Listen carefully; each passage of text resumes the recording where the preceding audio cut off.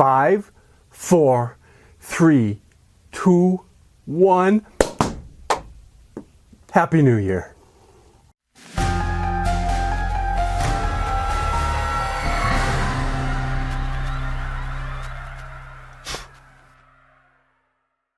Well, as I said at the beginning of this video, Happy New Year.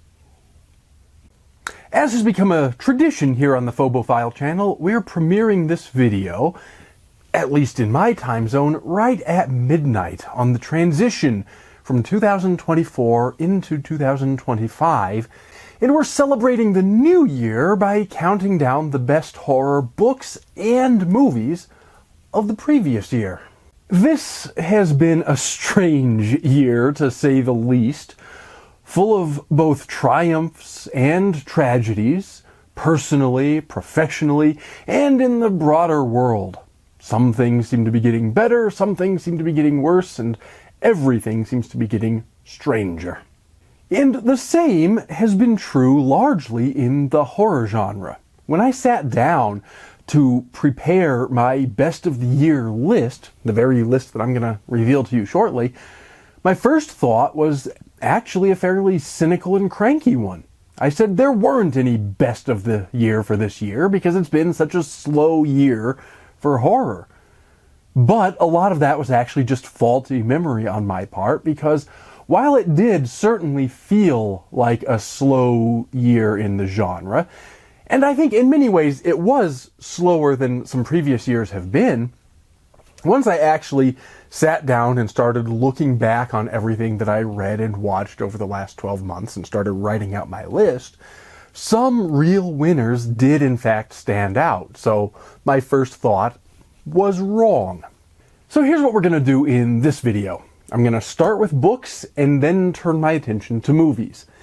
In both categories, or in both formats, I'm going to pick one singular number one best of the year, as well as 4 other top 5 entries. But those 4 I'm going to present in no particular order. That is, I'm choosing one standout winner and then what we could call a 4-way tie for second place, just mostly so that I don't have to give myself a fit of apoplexy trying to rank order all of them. And of course, as I always do, I'll also throw in a few honorable mentions that may not have quite made my top 5 of the year, but still were quite good and deserve some extra recognition. In both formats, my rules are the same this year as in the past. To be considered for my list, a book or a movie must have had a major release in 2024. And I should say, not just a release. If it's been out and re-released every couple of years, that wouldn't do. But it needs to have had one of its first major releases, at least in my region, in my language, something like that, in order to be considered. If it had some limited release overseas or at a festival or something, but then got its mass release or its American release this year, fine. Those are in the running. But it really does have to legitimately be a new work that came out, or at least reached a broad audience in 2024. And of course, also in both cases, I'm necessarily limited only to the ones I personally was able to read or to watch. I'm sure I missed plenty, and I'm sure some of the ones I missed were great. So, if I missed your favorite, drop me a note down in the comments, because there's a decent chance that I don't disagree with you. It could even be my favorite, but maybe I just didn't get around to it this year. But maybe I would like to in the future, so I certainly want to know about it. As I always do, I will put purchase links for the books and the movies right down there in the What's It, so you can get copies of all of these for yourself and support me all at once. And of course, if you do want to support me, as you should, a great way to do so would be to like, share, comment, subscribe, ring the bell, all that YouTube stuff. That all really does help me a lot. But all of that prefatory material out of the way, let's get to the countdown, beginning with the best horror books of 2024. Now, obviously, just to get the elephant in the room out of the way first, It's probably no surprise to any of you that the ones I'm going to think are the best are my own books. And I had 2 new releases this year. Arithmophobia, an anthology of mathematical horror, came out earlier in the year on Pi Day. And Case Files of the Rocky Mountain Paranormal Research Society, Volume 2, came out a few months ago. And so it should be no surprise to anyone that I happen to think my own work is the best or among the best. But of course, I'm also being a reasonable and decent human being and disqualifying myself from this best of the year list because this is my list and that would be inappropriate. But y'all should go and buy those books anyway. As for the real list, the official list, let's call it, let's start with our 4-way tie for second place. Then I'll mention a couple of honorable mentions, and then at the very end of the books section, I will reveal my number 1 pick last. I'll save the best for last. So the first one on my best books of the year list is How to Make a Horror Movie and Survive by Craig DeLuey. This one is about a film director trying to make his best possible horror movie. And to do so, he finds himself using a sort of supernatural or cursed camera that actually kills the people it's filming, or causes them to be killed while it's filming, I should say. It's an interesting enough premise on its own, but also somewhat set a theme for the year. I read it relatively earlier in the year, and it set a theme because we seem to be in something of a season of self-aware horror stories about people making horror movies, or about the rules of horror movies, or ideas along those lines. But what's particularly good about this one, I think, is that it isn't just a Scream-style, self-aware slasher story like so many of the others that I've been talking about are. Not that I'm putting those down, they are what they are, but this one does something a little bit different. This one actually treats the reader to some serious thought about what makes a horror movie. After all, if we're laughing at something for being so over the top and gory and all of those things, as we all do when we watch a lot of modern horror movies, if we're laughing at it, are we really frightened by it? And if we're not frightened by it, is it really even a horror movie, or is it just an action movie or even a comedy that happens to deal with horrifying things? This book raises a lot of those questions in a serious but also fun way. And so for dealing with the genre in a serious way while also treating us to some gory, violent fun along the way, this one is our first book on the best of the year list for 2024. The next one on said list is Small Town Horror by Ronald Malfi. It follows a setup that we're all somewhat familiar with. We all know it pretty well, I would think, if you've been watching this channel for a while, particularly. The premise has to do with a group of friends that have a childhood secret. Some of them have stayed behind in their town, but one of them has moved on to bigger and better things in the big city. But that one, the one who has moved on, has to return to his small town and reunite with his childhood friends to put things right when everything in the town starts going horribly wrong.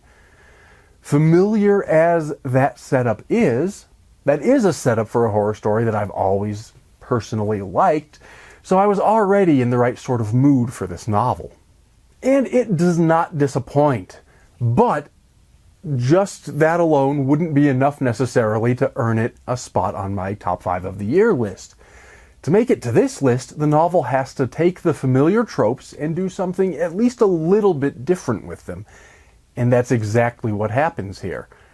I'm not going to say it's the most original novel in the world by any means, but after feeling maybe even a little bit too familiar in the first half, although still an enjoyable read, it then takes some twists that even the jaded horror nerd who sees everything coming, even I didn't see some of the twists and turns coming.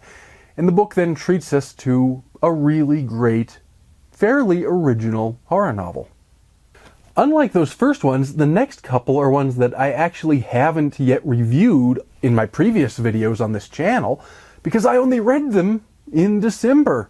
So in fact, you can look forward to a much more detailed and thorough review in that monthly review video, which will be coming, well, I'm still dealing with holiday business, but it'll be coming shortly-ish, sometime within the month of January for sure. But even though I haven't had a chance to do that full review, and that's going to be a big mass review because I read a lot in December, even though I haven't done that yet for these books, they nevertheless deserve some recognition here, because turns out a couple of the ones I read toward the end of the year ended up being among the best of the year. And so the next honoree is Cold Snap by Lindy Ryan. It's a tiny little novella that treats us to a Christmas horror story, so it was seasonally appropriate when I read it. And it might, maybe, have even made it to the very top of the list. It could have been in the running for the #1, except I think it was maybe a little bit too short. It's only 100 or so pages, and so it felt like the monster maybe never quite was given its due. But what did earn it a place on this list was that, despite its short length, it spent most of what little time it did have on painting a realistic and heartbreaking portrait of fresh grief and family disharmony that felt, frankly, more real and more raw than most horror novels ever get to. And so for that reason, for its character development in particular, it deserves its place of honor on my list. And then the very last of that four-way tie for second place was This Cursed House by Del Sandine. It's about a woman, a black woman, who takes what she thinks is going to be a tutoring job for a wealthy family in 1960s New Orleans. But it turns out there is no such job. The family has no children. What they do have are plenty of secrets and a deadly curse, and she's getting pulled into both of them.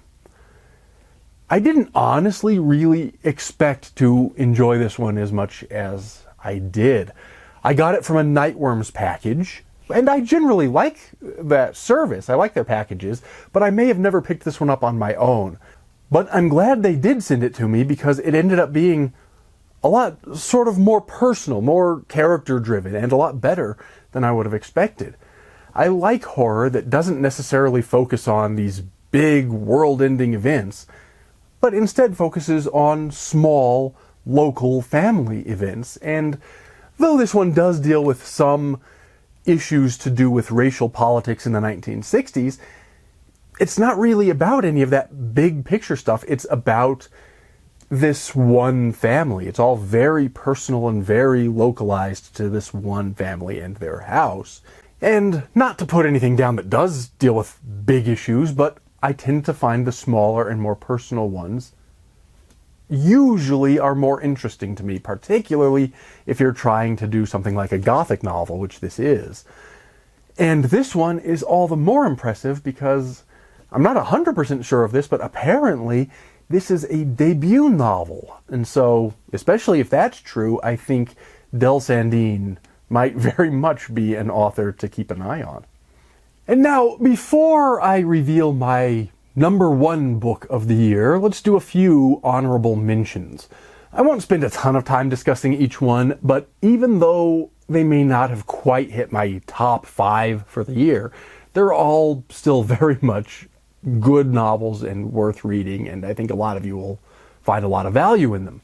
The first of those is Among the Living by Tim Leben, a great sort of semi-ecological horror novel, which normally wouldn't really be my cup of tea, but it works well here. And it combines this delightful and isolated Arctic setting, which I love, with cordyceps zombies, which I love even more, and may in fact have written about in some of my own horror stories, so you know this is going to be right up my alley.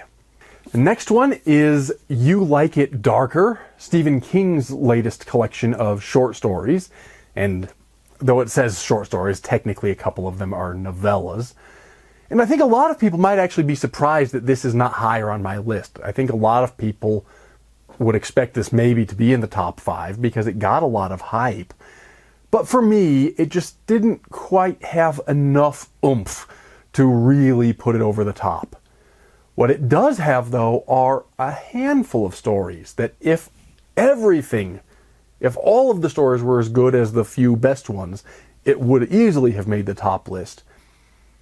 As it is, there are a couple of great ones that would be sort of top 5 material. Mostly decent, sort of average Stephen King stories, and then a couple that didn't really do much for me. But a good collection and an honorable mention.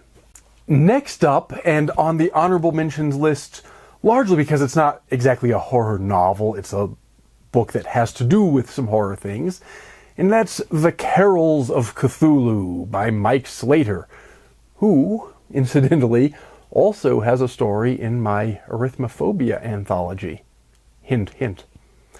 But this one doesn't really need a whole lot of introduction or review. This is a book of classic Christmas carols rewritten with Lovecraftian lyrics. And if you think it's too late for Christmas carols now, I have only 2 things to say to you. First, Christmas lasts for 12 days, so if you're watching this as I publish it, there's still plenty of time. And second, if you happen to be watching this after the Epiphany, grab a copy for next year. You'll thank me later. And my final honorable mention is I Was a Teenage Slasher by Stephen Graham Jones. After reading the last book in the same author's Indian Lake trilogy, about which I will publish a review in that upcoming December reading mass review video that's coming in a week or 2. Anyway, after reading that last book in the trilogy, I thought I was getting a little bit tired of this author's self-referential slasher stories. And honestly, I probably still am, but this one was different enough to keep me interested throughout the decent chunk of a book. It's not perfect, but it's still a pretty good one, well worth reading. And because it was also a recent read, it will also have a full review in my upcoming mass review of all my December reads, so be sure to subscribe and ring the bell so you don't miss out on that. But just to give you a little bit of a teaser, it's about a teenager who inadvertently becomes a slasher. And so it is another one of those self-aware slasher stories, but this one is told from the opposite perspective. But all that brings us to my number 1 horror novel of 2024, and that was, drumroll if you please, The Haunting of Velkwood by Gwendolyn Keist. This is another one that had some elements that maybe didn't work for me 100%, and again, see my upcoming review video for the full details because I happened to read this one in December too. But when it comes to originality in horror, this one did some great things to some otherwise tired and worn out horror tropes.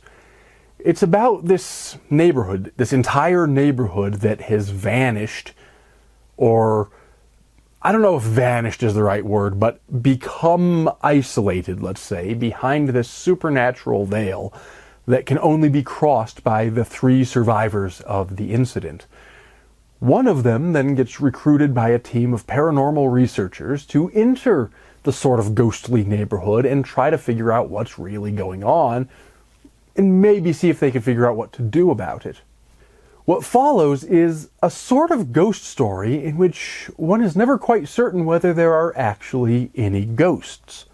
And that's a big part of what I liked of this one, because it looks like it should be a cliche horror novel with all of the sort of haunted house tropes or all of the sort of gothic tropes. And it does make use of some of those tropes, but it then tells us a story that's not quite the same as anything else that I've read. It has similarities, to be sure. Nothing exists in isolation. But I've never read this book before. And it gets a lot of points and a lot of credit for that originality. That the characters were mostly interesting. I didn't find them all as sympathetic sometimes as I think we were meant to, but they were at least always interesting. And they were well written, and it moves at a good pace. It's got a couple of actually creepy moments. It's got a lot going for it, and if you are, like me, always on the lookout for something that is familiar enough to sort of catch the attention for those of us who like certain things in horror, and I like this kind of a horror novel.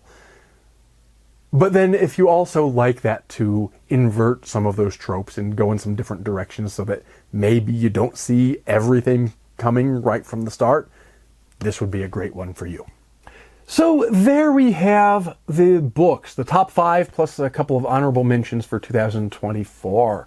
And my congratulations, of course, to all of these featured authors. But now, let's move on to the movies, because there are actually a few more of them that I'm going to include in the honorable mentions, so I'm going to move fairly quickly in my discussion. But you can check out my movie review short videos for some more information about a lot of these as well, if you're looking for a little bit more than I have time to say here in this video. I should also just point out that, unfortunately, I don't have physical copies of all of these movies to show off as I did with the books, at least not yet. Don't judge me, don't let my slacking off discourage you from getting physical copies of your own, because that is, of course, the best way to watch, collect, and preserve any movie. Anyway, once again, starting with our 4-way tie for second place, let's get right into it. The first of those is going to be one that I think a lot of people are putting either at the very top of their lists or at least sharing a sort of a place in their list.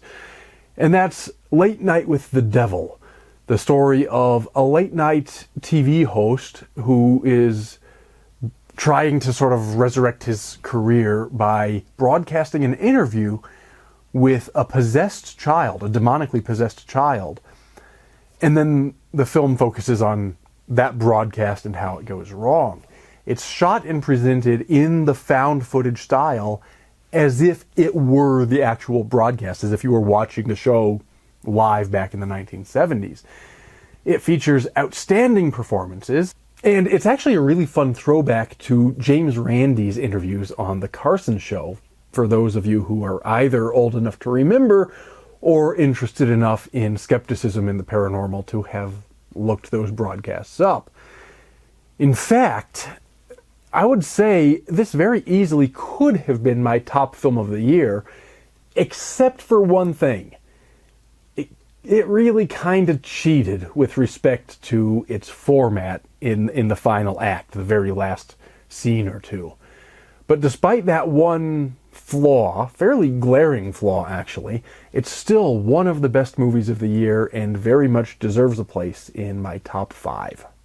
Next is a foreign film I think a lot of you might not yet have seen. It's a Korean language movie called Sleep. It's about someone who might have a psychological sleep disorder, or might have demonic possession. Or I guess ghost possession is how it would be framed in the film. One member of this couple thinks it's one thing, thinks it's psychiatric, and the other member of this couple disagrees and thinks it's supernatural. What I love about this one is that it really does an excellent job of playing with that argument in such a way that even as you're watching the movie, the audience is going to keep switching back and forth in their own minds, trying to figure out which interpretation is correct. Arguably, the ending makes a stronger case in one direction than the other. One of the people that I was discussing it with after I saw it thought that the ending went in one direction, but my own interpretation is that it can easily still be interpreted the other way, and it's still ambiguous enough to be a sort of fascinating case study in belief and skepticism. And in that way, it's sort of similar to Late Night with the Devil. They both deal with skepticism and belief, but whereas Late Night with the Devil has a conclusion, Sleep is much more ambiguous. I'm not saying one is better than the other, but they present different sides in really interesting ways. They'd actually make a nice double feature in that way. Next is one I actually do have a copy of, and that's Frogman. In fact, I have an autographed copy, no less.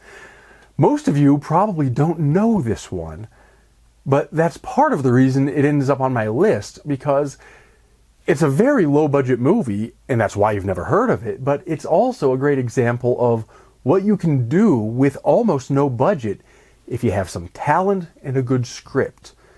It's another found footage movie. In this case, it's about people looking for a cryptid called Frogman, which is actually a real cryptid, although not a particularly well-known one outside of the people who've seen this movie. That's neither here nor there. But by the end, of course, it ends up going in the direction of, well, they're going to find something out in the woods. But then it goes in some surprising directions and even treats us to some Lovecraft references that I never saw coming and really enjoyed. And finally, for our four-way tie, was a film called Oddity. This one actually has made it onto quite a few people's lists this year, and deservedly so. I'm reluctant to say too much because I don't want to spoil it, because I think the best way to watch this one is to go in cold without knowing too much about it. But what I can say is that although it made use of some familiar tropes, which has become sort of a common theme in this video, I guess, although it did make use of some familiar tropes, and maybe was even a little bit more predictable than I would have liked, it was one of the year's best examples of atmospheric, creepy horror. This isn't just gore and jump scares. And to the extent that there are a couple of jump scares, because they're actually well thought out ones. So it's definitely one to check out, particularly if you'd like something that, and this is the most I'll say about its plot, something that manages to combine something kind of like a ghost story with something kind of like a golem story. And that, of course, brings us to... Who's texting me? One of the authors I just featured in the books section is texting me while I'm filming this video. He's gonna shit himself when he figures out what I'm doing after I text him back. Anyway, I will ignore that for the moment, because that brings us to our honorable mentions for Best Film of 2024. And I'm going to try to move through these pretty quickly so that we can then get to my #1 horror movie for the year, but they still do deserve our attention and our respect. And once again, they're presented in no particular order. The first of these honorable mentions is going to be Terrifier 3. I think a lot of you might have expected this to make it into my top 5, and it honestly probably could have. It just managed to get edged out by some of the others for whatever reason this year. It's another great entry in the Art the Clown saga, and I don't really have any complaints about it. And if you haven't seen it yet, do make sure that you do so before the Christmas season comes to an end, because this one actually is, in fact, a Christmas movie in addition to being a clowny slasher movie. And it does a pretty good job of giving us the kinds of things we know and love from the franchise. We all know we're talking about kill scenes and gore, but it also then goes a few steps further toward building the mythology and explaining, without giving everything away, because we're not done with the franchise yet, but moving us toward explaining just who or what Art the Clown actually is. Our next honorable mention is Smile 2. I've actually liked both of the Smile movies. I don't think these are ever going to be the kinds of horror movies that will be my absolute favorites, but they're quite good for sort of filling in the year's horror box office. And while I may have preferred the first one for the way it built its mythology and presented its entity or monster, for want of a better word, I actually preferred the character development in the sequel. Next, we have Abigail, the ballerina vampire movie. This one isn't exactly great cinema, but it was just pure fun.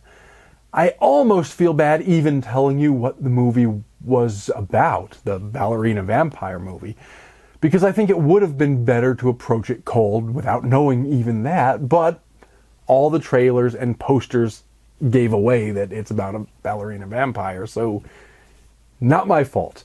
Anyway, don't expect a great movie and don't expect to be scared by it, but if you're looking for a sort of popcorn movie with some great horror elements, Abigail would be a good choice. Next is one a lot of you probably don't know, but it's available on at least some of the streaming services, and that's a film entitled Realm of Shadows.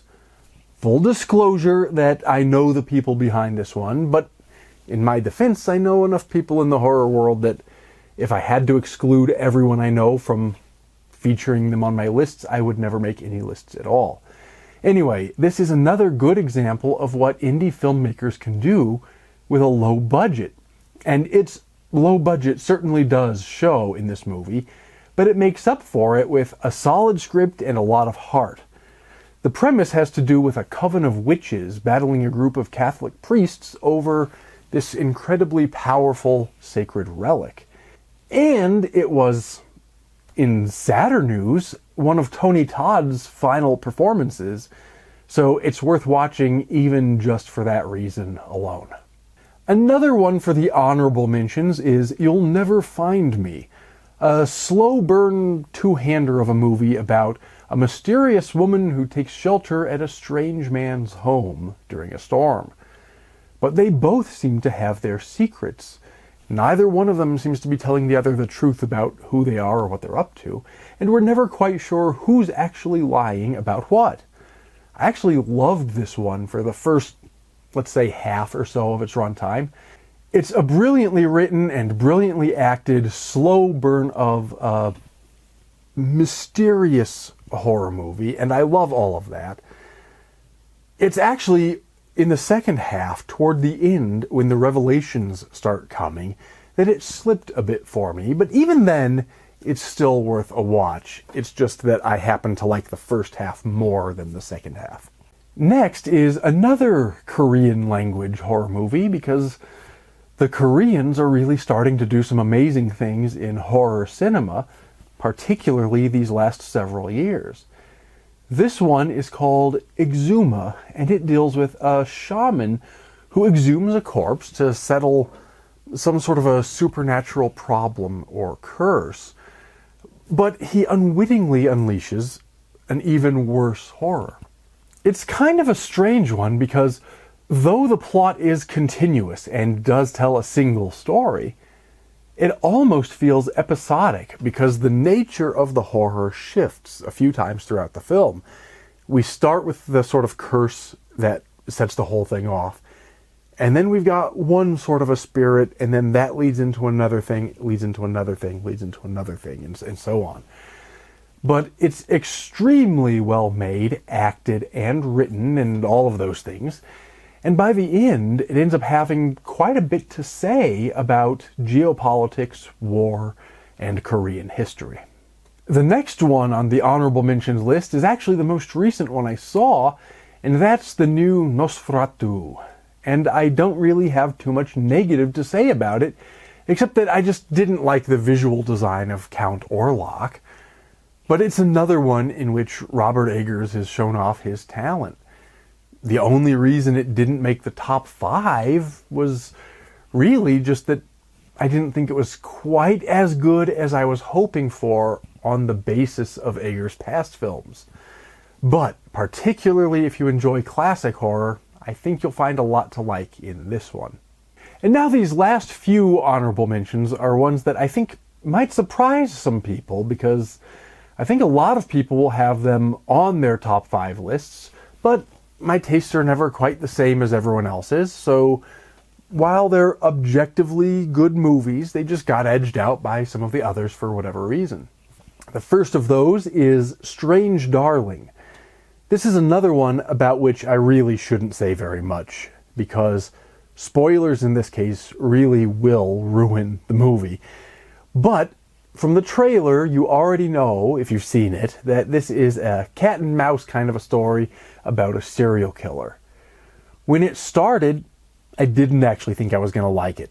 It's pretty aggressive with its non-linearity, and I initially thought it started way too late into the story and then had to catch up with flashbacks. However, credit where it's due. The screenwriter was right, I was wrong. It actually makes great use of that non-linearity as part of the storytelling process. I may not be a fan of non-traditional formats or experimental formats or non-traditional narratives in general, but that's just because 99 times out of 100, they suck. This is the 1% that actually did a good job with it. The biggest problems here are that the film couldn't quite live up to its own hype, and that I felt the final act lost some steam once the biggest revelations were out of the way. But those are minor complaints, and it remains a great movie. Next is another one that came really close to being on the top 5 list, and that's Longlegs. After it came out, shortly after it came out, someone asked me if it was one of the most overhyped movies of the year, or one of the best movies of the year. And my only possible response was yes. If we're giving an award for Best Ad Campaign, or in fact for featuring Nick Cage at his Nick Cageiest best, this would be a clear winner. But it may have actually been hurt by its own advertising a little bit, because while it absolutely is one of the best films of the year, didn't quite make the top 5, but still one of the best of the year, it just didn't deliver the same kinds of scares that I was hoping for after seeing the trailers, and particularly after hearing that phone message. If y'all called the phone number that you found in the advertising, you know what I'm talking about.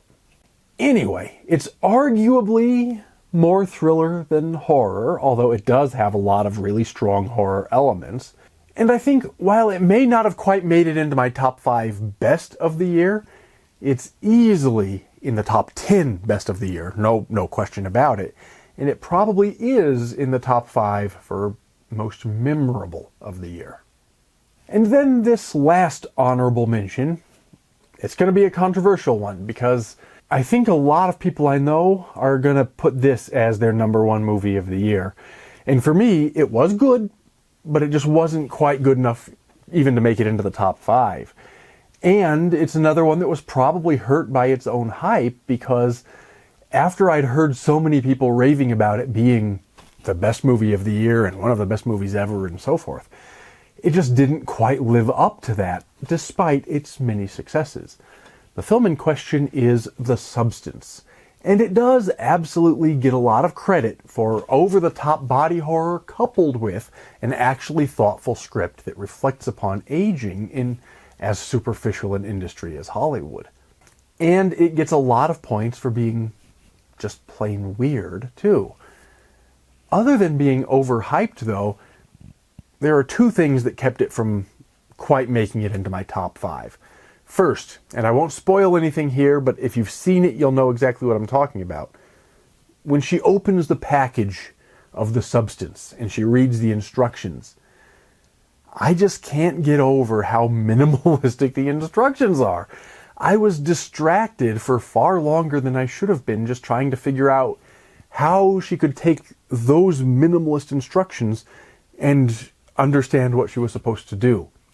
Maybe a minor point, but it bugged me while I was watching the movie. In fact, I've seen the movie a couple times, and it bugged me both times. And then the other reason that it didn't quite make it into the top 5 for me was the ending. The ending was gloriously over the top, which was fun to watch. I loved it, but it does not necessarily make for what I look for in one of my best films of the year. I'm looking for, no pun intended, a little more substance. But you should watch it anyway. After all, given how many movies I watch, even making it into the honorable mentions list is saying something. I have excluded a lot more movies than I've included even in the honorable mentions. But that does bring us to my #1 movie of the year.